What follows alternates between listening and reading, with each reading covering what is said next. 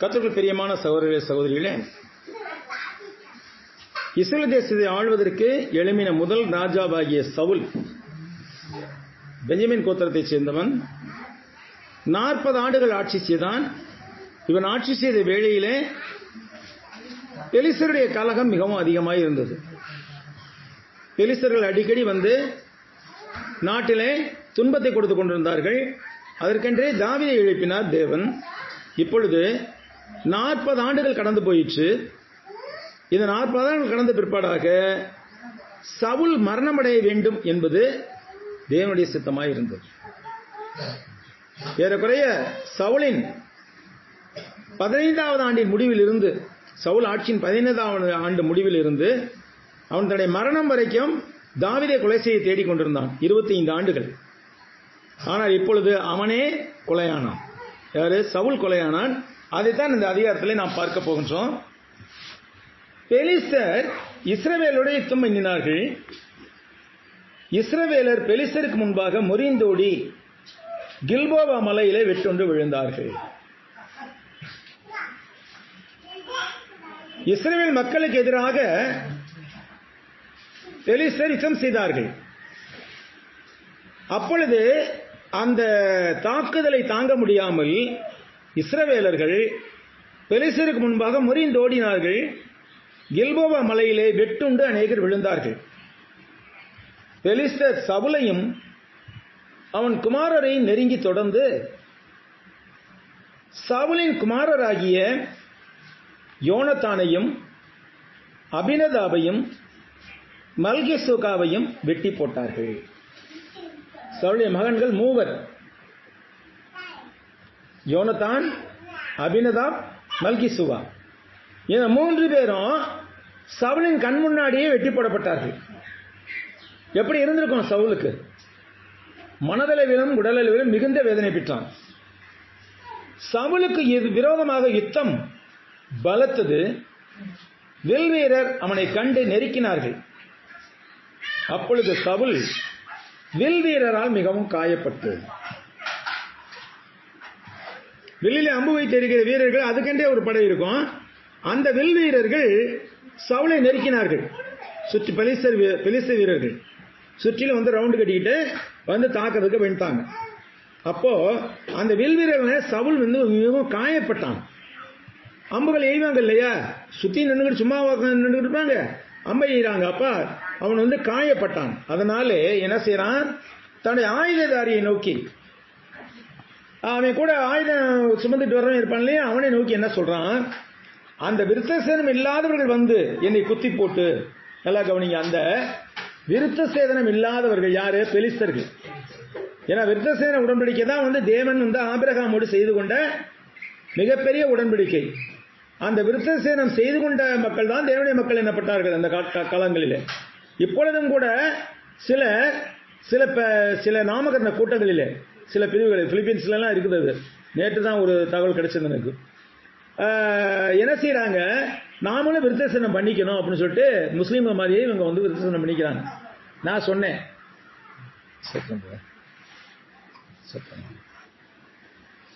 விருத்தசேதன உடன்படிக்கை வந்து மாம்சப்பிராண யூதர்களுக்கு கொடுக்கப்பட்டது, ஆவிக்குரியவர்களாகிய நமக்கு அது கிடையாதுன்னு சொல்லிட்டு.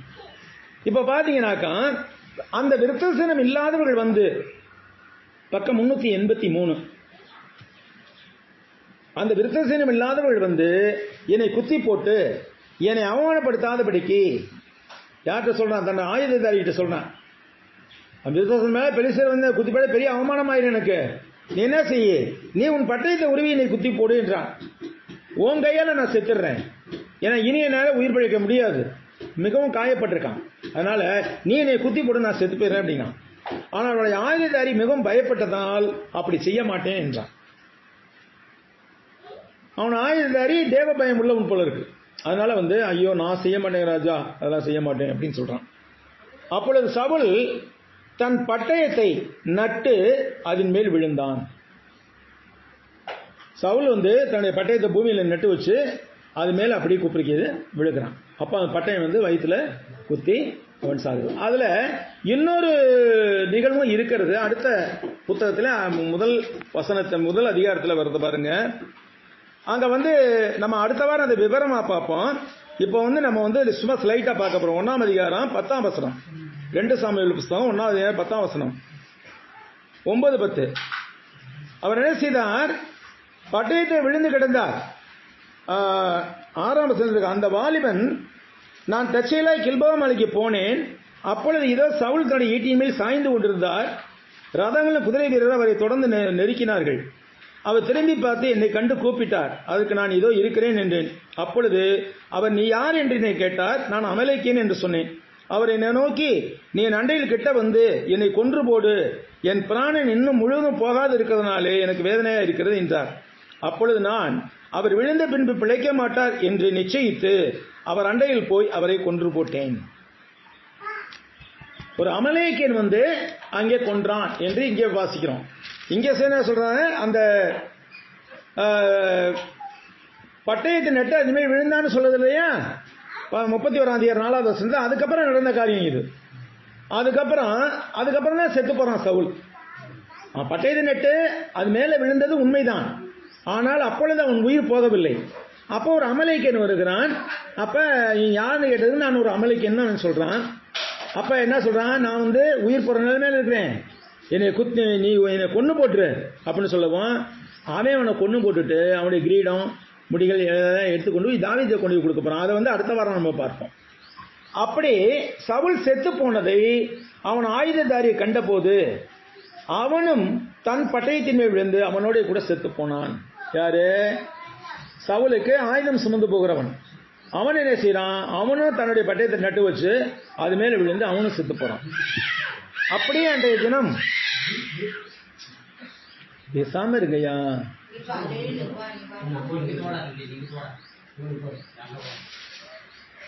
அப்படியே அன்றைய தினம் சவுலும் அவன் 3 குமாரரும் அவன் ஆயுததாரியும் அவனுடைய எல்லா மனுஷரும் ஒருமிக்க செத்து போனார்கள்.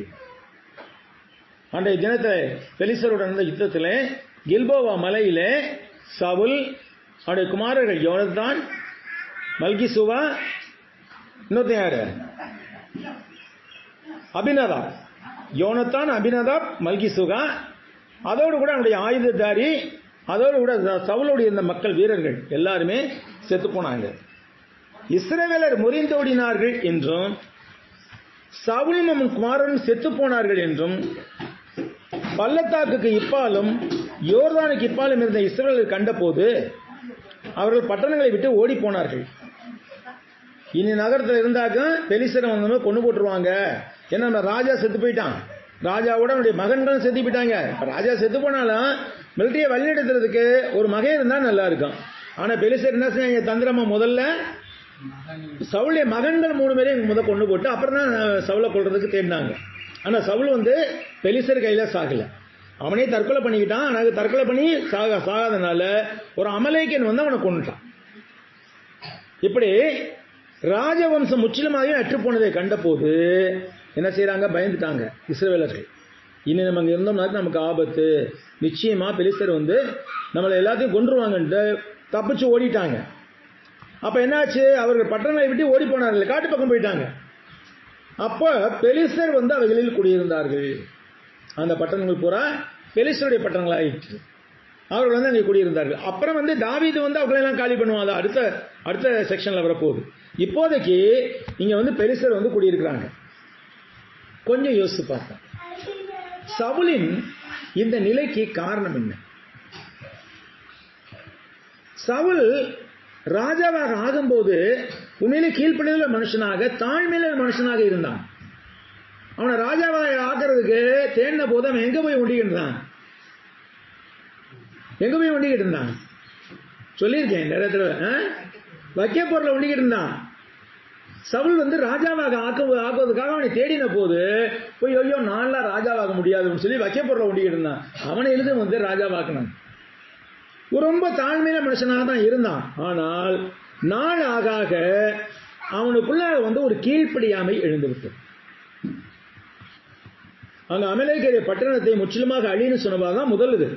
முற்றிலுமாக அழின்னு சொன்ன போது நல்ல முதல் தரமானவர்களை 2ஆம் தரமானவர்களை சேகரித்து வச்சுக்கிட்டு அமலேக்கிய ராஜாவையும் தன்னுடைய பக்கத்தில் வச்சுக்கிட்டு ஒண்ணுக்காகாத பொருட்களை பூரா ஏற்றி போட்டான். அப்ப கேட்டபோது ஏன்னா தேவன் வந்து முற்றிலுமாக அழிக்க சொல்லியிருந்தார், இவன் முற்றிலுமாக அழிக்கவில்லை. அப்ப தேவனை சாமுவேல் அதை வச்சு கேட்ட பொழுது தேவனுக்கு பழி செலுத்துக்காக இந்த பொருட்கள்லாம் கொண்டு வந்திருக்காங்க அப்படின்னு நியாயம் சொல்றான். தன்னுடைய தவறுக்கு நியாயம் கற்பிப்பான். பிரியமானவர்களே, அந்த காரியம் வந்து கர்த்தருக்கு அருவருப்பானதாக இருக்கிறது. தவறு செய்திருந்தால், தவறை பற்றி கேட்டால், ஆம் நான் தவறு செய்திருக்கிறேன் ஒத்துக்கொள்ள வேண்டும். ஒத்துக்கொண்டு அந்த தவறிலிருந்து மனம் திரும்ப வழி பிறக்கும். ஆனால் சவுல் வந்து தவறை மறைத்ததோடு தவறுக்கு நியாயம் கற்பிக்க தொடங்கினான். அதே மாதிரி இன்னொரு தடவை படையெடுத்து போறதுக்கு முன்னாடி நான் வந்துடுவேன், ஒரு வாரம் நீ இருப்பான், நான் வந்துடுவேன் அப்படின்னு சொல்றாரு சாமுவேல். இவன் ஒரு வாரம் பார்த்துருக்கேன், ஒரு வாரம் நாங்கள் 7 நாள் தானே, 7 நாள் வரைக்கும் காத்திருன்னு தானே சொன்னான் சாமுவேல். இவன் 7ஆம் நாள் பார்க்குறான். நான் பார்த்துட்டு இன்னும் சாமுவேல் வரலன்னு தெரிஞ்சு இவனே பலி செலுத்த ஆரம்பித்து விட்டான். ராஜாக்கள் அந்த வேலையை செய்யக்கூடாது. தீர்க்கதரிசிகளும் ஆசாரியர்கள் தான் பலி செலுத்த வேண்டும். ராஜாக்கள் வந்து தேவனுடைய மக்களை விசாரிப்பது ஒன்று மட்டும்தான் ராஜாக்களுடைய வேலை. ராஜாக்கள் வந்து ஆசாரிய வேலையை செய்யக்கூடாது.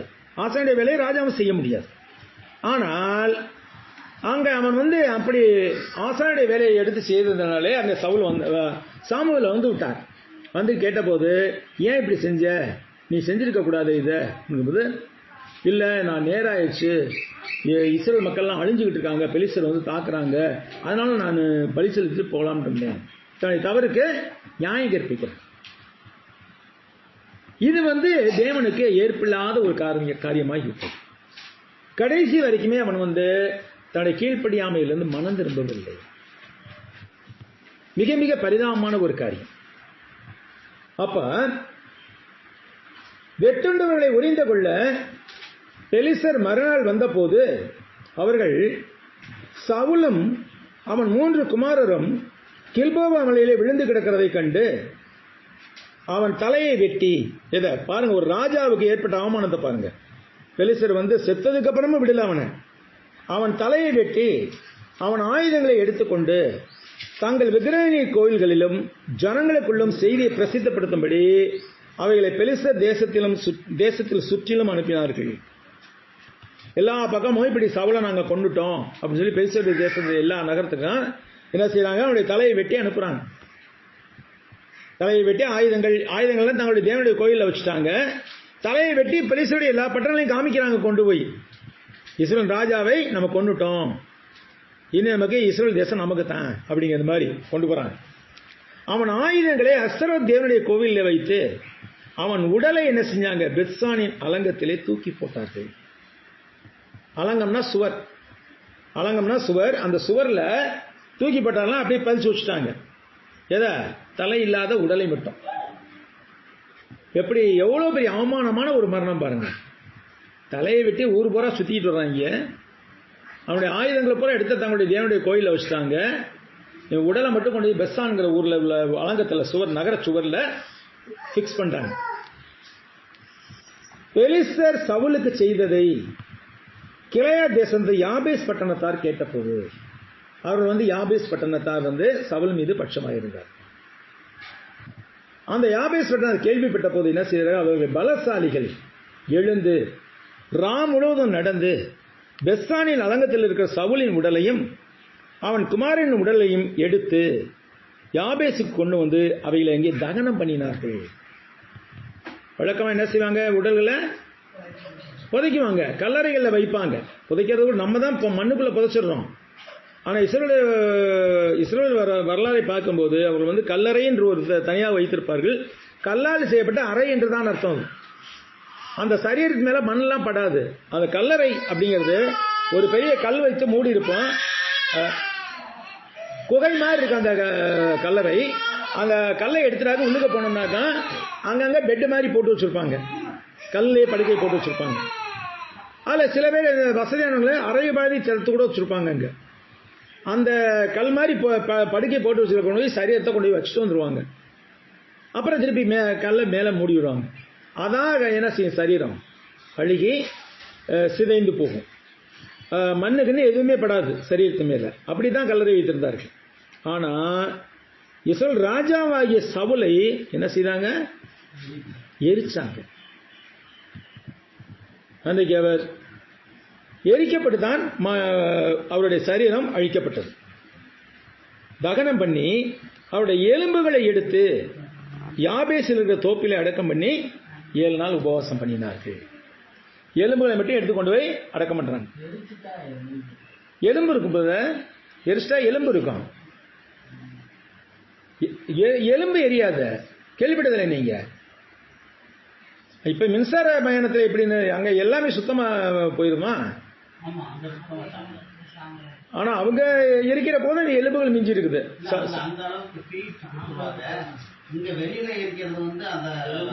எலும்புகள் அப்படியே இருக்கும், எலும்புகள் அப்படியே தான் இருக்கும். அவருடைய எலும்புகளை எடுத்து யாபேசில் இருக்கிற தோப்பில் அடக்கம் பண்ணி 7 நாள் உபவாசம் பண்ணினார்கள். இது தொடர்ந்து நம்ம இந்த அதிகாரத்திலையும் அந்த சம்பவத்தை பார்த்து விடுவோம். சவுல் மரித்த பின்பு தாவீது அமலேக்கியரை முறியடித்து சிக்லாகுக்கு திரும்பி வந்து 2 நாள் அங்கே இருந்த பிற்பாடு 3ஆம் நாளிலே ஒரு மனுஷன் சவுலின் பாளையத்திலிருந்து புறப்பட்டு தன் வஸ்திரங்களை கிழித்துக் கொண்டு தன் தலையின் மேல் புழுதியை போட்டுக்கொண்டு தானிடத்தில் வந்து தரையிலே விழுந்து வணங்கினான். 3ஆம் நாள் இதெல்லாம் முடிஞ்சதுக்கு அப்புறம் 3ஆம் நாள்ல வந்து இந்த காரியம் மரித்த பின்பு 3ஆம் நாள்ல ஒரு சவுளுடைய பாளையத்திலிருந்து ஒருத்தன் அவன் அமலேக்கியன் தான். அவன் எழுந்து வந்து என்ன செய்யறான்? தன்னுடைய துணியெல்லாம் கிழிச்சுக்கிட்டு தலையில புழுதி போட்டுக்கிட்டு தாவீது வர்றான், தரையில விழுந்து வணங்குறான். அப்ப தாவீது அவனை பார்த்து, நீ இங்கே இருந்து வந்தா என்று கேட்டதற்கு அவன், இஸ்ரவேலின் பாளையத்திலிருந்து தப்பி வந்தேன் என்றான். தாவீது அவனை பார்த்து, இன்னும் தாவீது எங்கதான் இருக்கான்? காட்டுக்குள்ளதான் இருக்கான், சவுலுக்கு பயந்து தப்பித்து காட்டுல தான் இருக்கான். தாவீது அவனை பார்த்து, நடந்த செய்தி என்ன சொல் என்று கேட்டதற்கு அவன், ஜனங்கள் யுத்தத்தை விட்டு முறிந்தோடி போனார்கள், ஜனங்களில் அநேகம் பேர் விழுந்து மடிந்தார்கள், சவுலும் குமாரனாகிய யோனத்தானும் மடிந்தார்கள் என்றான். அப்ப இவன் கேட்கிறான் தாவீது, சவுலும் குமாரனாகிய யோனத்தானும் மடிந்து போனது உனக்கு எப்படி தெரியும் என்று தாவீது அதை அறிவிக்கிற வாலிபனுக்கு கேட்டதற்கு, போர் நடக்குது தெரியுது, எல்லாத்துக்கும் போர் நடக்குது தெரியும், ஆனா சவுலுடைய குமாரனும் மடிந்து போனாலும் எப்படி உனக்கு தெரியும் அப்படின்னு கேட்கிறான். தாவீது கேட்டதற்கு அவன் சொல்றான், அந்த வாலிபன், நான் தற்செயலா கில்போவா மலைக்கு போனேன், அப்பொழுது இதோ சவுல் தம்முடைய ஈட்டின் மேல் சாய்ந்து கொண்டிருந்தார், ரதங்களும் குதிரை வீரர்கள் அவரை தொடர்ந்து நெருக்கினார்கள், அவர் திரும்பி பார்த்து என்னை கண்டு கூப்பிட்டார், அதற்கு நான் இதோ இருக்கிறேன் என்றேன். அப்பொழுது அவர், நீ யார் என்று என்னை கேட்டார், நான் அமலேக்கியன் என்று சொன்னேன். நீ சொல்றான், நானதான் சொல்றான். அப்ப அவர் என்னை நோக்கி சொல்றாரு, நீ என் அன்னையில் கிட்ட வந்து என்னை கொன்று போடு, என் பிராணன் முழுவதும் இன்னும் போகாதனால எனக்கு வேதனையா இருக்கிறது என்றார். சவுல் ராஜா வந்து ரொம்ப வேதனையா இருக்குது எனக்கு அப்படின்னு சொன்னாரு அப்படிங்கிற. அப்ப வேதனையா இருக்குன்னு சொன்னாரு அப்படின்னாக்க என்ன செஞ்சிருக்கலாமே? ஒருவேளை என்ன செஞ்சிருக்கலாம்? நீங்களா இருந்தா என்ன செஞ்சிருப்பீங்க? என்னை கொண்டு போட்டு எனக்கு ரொம்ப வேதனை, ஆனா உயிர் இருந்து இருக்குது, அப்ப என்ன செஞ்சிருப்போம்? காப்பாற்ற முயற்சி பண்ணுவோம் இல்லையா? மனித உயிர் வந்து மதிப்புள்ளது, அதான் ராஜாவுடைய உயிர். ஆனா இவன் யாரு? அமலேக்கியன். யாருக்கு எதிரி? பயங்கரமான எதிரி, இஸ்ரவேலருக்கு பயங்கரமான எதிரி. அப்ப என்ன செய்யறான் இவன்? அப்பொழுது நான் அவர் விழுந்த பின்பு பிழைக்க மாட்டார் என்று நிச்சயித்து, நீ யாரு பிழைக்க மாட்டார் நிச்சயிக்கிறது? தேவன்ல கொடுக்கிறார் உயிரை, தேவன் நினைத்தா அவர் காப்பாற்றிருக்க முடியும். ஆனா இவன் வந்து அதை நினைக்கல. யாரு? அமலேக்கியன். என்ன செய்யறான்? அவர் அண்டையில் போய் நின்று அவரை கொன்று போட்டேன், அவரை கொன்று போட்டேன்னு தைரியமா தாவீது சொல்றான் பாருங்க. என்னன்னா தாவீது வந்து சவுலுக்கு பகைவனா இருக்கிறாரு, அதனால அவர் நிச்சயம் எனக்கு வெகுமதி கொடுப்பாருங்கிற ஒரு நம்பிக்கையோட வந்திருக்கிறான் இவன். ஏன்னா தாவீதை வந்து சவுல் துரத்திக்கிட்டே இருந்தார் இல்லையா, இப்போ எதிரி செத்து போயிட்டான் அப்படின்னா பிரைஸ் கொடுக்கறது வழக்கமான ஒரு செயல் தானே. ஆனா என்ன நடக்குன்னு பாருங்க. பிற்பாடு அவர் தலையின் மேல் இருந்த முடியையும் அவர் புயத்தில் இருந்த அஸ்தகடகத்தையும் எடுத்துக்கொண்டு அவையில் இங்கே நான் ஆண்டவனுக்கு கொண்டு வந்தேன். அவருடைய கிரீடத்தையும், அஸ்தகடகம்னா கையில கட்டியிருப்பாங்க ராஜாக்கள் அந்த காலத்துல, அந்த அஸ்தகடகத்தையும் இப்ப உங்கள்கிட்ட கொண்டு வந்தேன், உங்களுக்காக கொண்டு வந்தேன் ஆண்டவனே. அப்பொழுது தாவீதும் அவனோடு இந்த சகல மனுஷரும் தங்கள் வஸ்திரங்களை கிழித்துக் கொண்டார்கள். தாவீதின் மனநிலையில ஒருமித்தவர்களாக இருந்தார்கள் அந்த 600 பேரும். எல்லாரும் ட்ரெஸ்ஸை கிழிச்சுக்கிட்டாங்களாம். ஏன்னா தங்கள் ராஜா செத்து போயிட்டாரு அப்படிங்கிற துக்கம். அப்ப சவுலும் அவன் குமாரனாகிய யோனத்தானும் கர்த்தருடைய ஜனங்களும் இஸ்ரவேல் குடும்பத்தாரும் பட்டயத்தாலே விழுந்தபடினால் புலம்பி அழுது சாயங்காலம் மட்டும் உபவாசமாய் இருந்தார்கள். அன்னைக்கு சாயங்காலம் வரைக்கும் ஒண்ணுமே சாப்பிடல அவங்க. யாரு? தாவீதும் அவருடைய 600 பேரும், சவுல் ராஜாவும் அவருடைய பிள்ளைகளும் எல்லா மக்களும் எல்லாருமே செத்து போனார் என்று கேள்விப்பட்டு இவங்க வந்து அழுகுறாங்க, உபவாசம் இருக்கிறாங்க. ஆனா சவுல் என்ன செஞ்சான்? உயிரோடு இருந்த காலம் முழுவதும் தாவீதை கொலை செய்யத்தான் வகை தேடி கொண்டிருந்தான். ஆனா அந்த சவுல் இறந்து போய்விட்டான் என்ற செய்தி கேள்விப்பட்ட போது தாவீது சந்தோஷப்படவில்லை, துக்கப்பட்டார். எதிரியே செத்து போனாலும் துக்கப்படணும், அதான் வந்து நியாயமான ஒரு மனுஷத்தன்மை அப்படிங்கிறத நிரூபிச்சார். தாவீது அதை தனக்கு அறிவித்த வாலிபனை பார்த்து, நீ எவ்வளவுதான் என்று கேட்டதற்கு அவன், நான் அந்நிய ஜாதியாருடைய மகன், நான் அமலேக்கியன் என்றான். யாரு?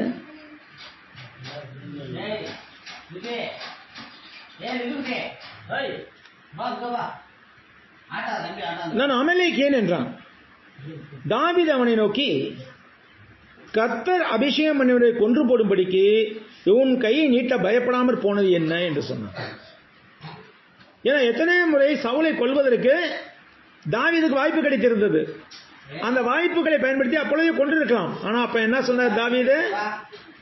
கர்த்தர் அபிஷேகம் பண்ண மேல் என் கையை நான் போட மாட்டேன் என்று சொன்னார். குகையில ஒரு முறை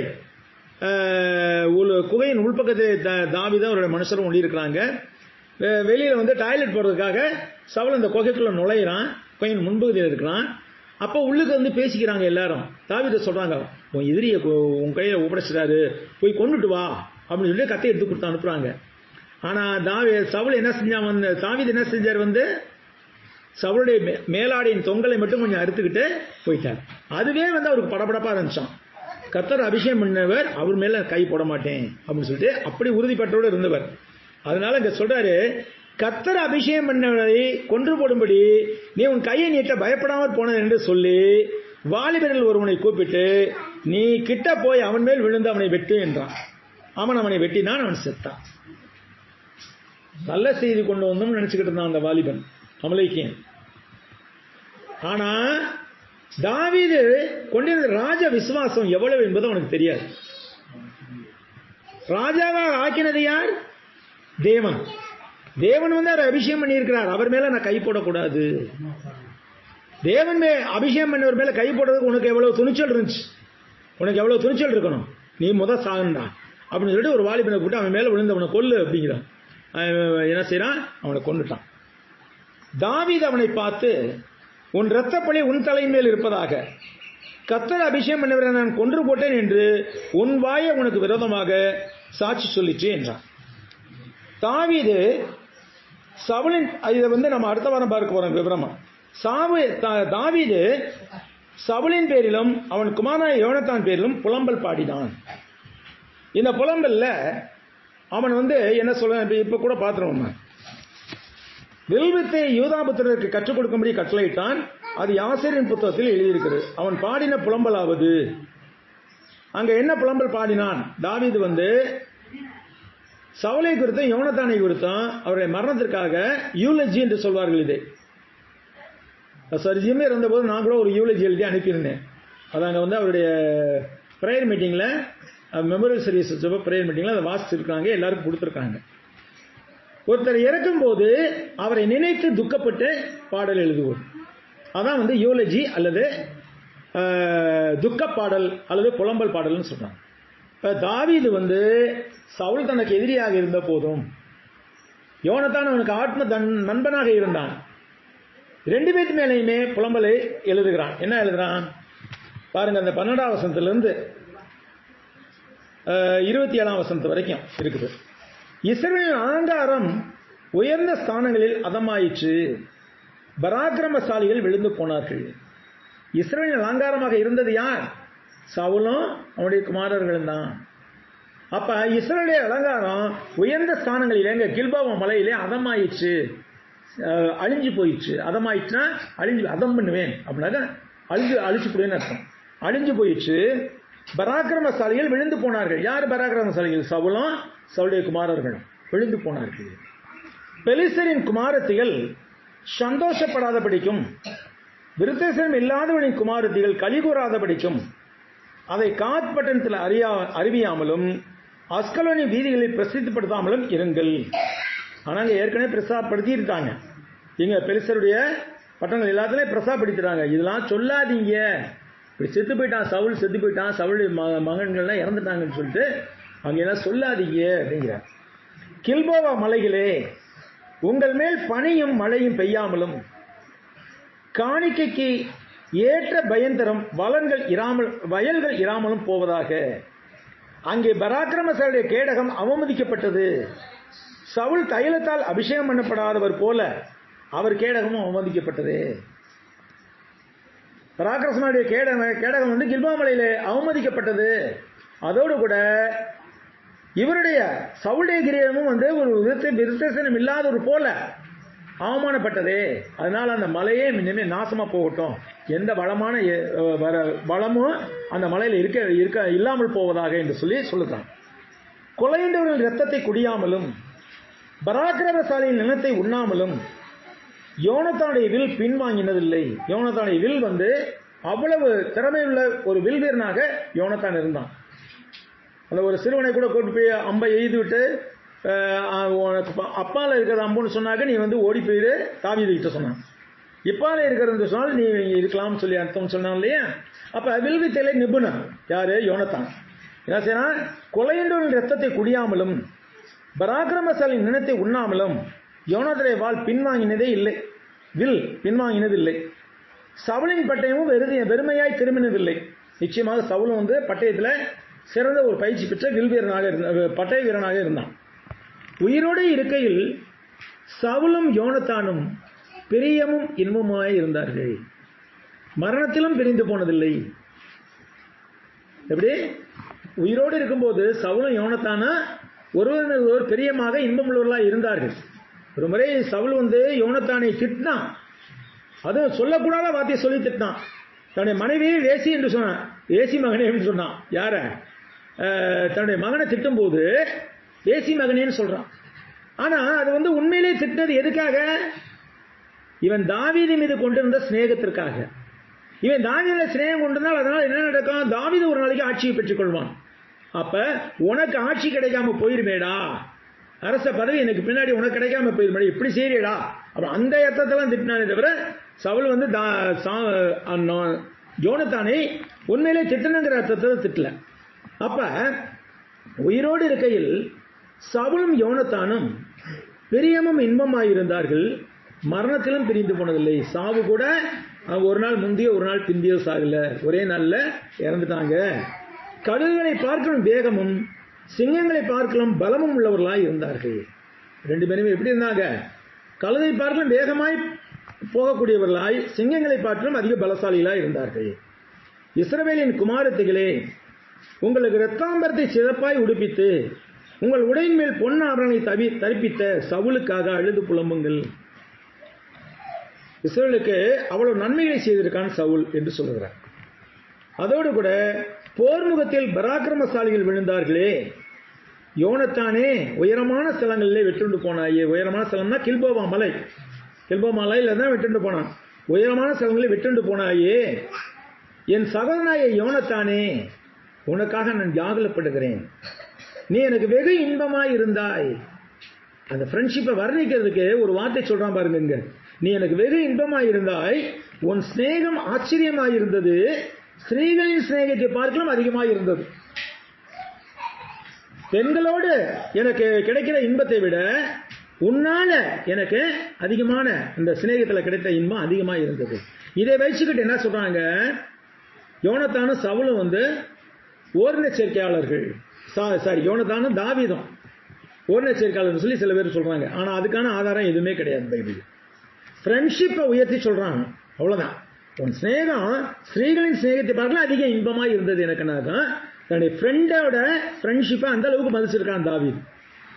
அடுத்து பராக்கிரமசாலி விழுந்து போனார்களே, யுத்த ஆயுதங்கள் எல்லாம் அழிந்து போயிட்டு என்று பாடினான். ஆக 19ஆம் வசனத்திலிருந்து 27ஆம் வசனம் வரைக்கும் தாவீது தன்னை பகைத்த சவுலையும் சவுளுடைய குமாரர்களையும் நினைத்து அவருடைய மரணத்தின் நிமித்தமாக புலம்பி பாடின புலம்பல் பாட்டு.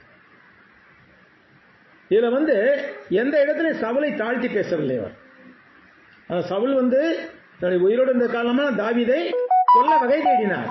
ஆனாலும் கூட தாவீது அதை பற்றி சிறிதும் கவலைப்படவில்லை. அவர் கர்த்தரால் அபிஷேகம் பண்ணப்பட்டவர், அதனால அவரை நான் மதிப்பது என்னுடைய கடமை என்று சொன்னார்.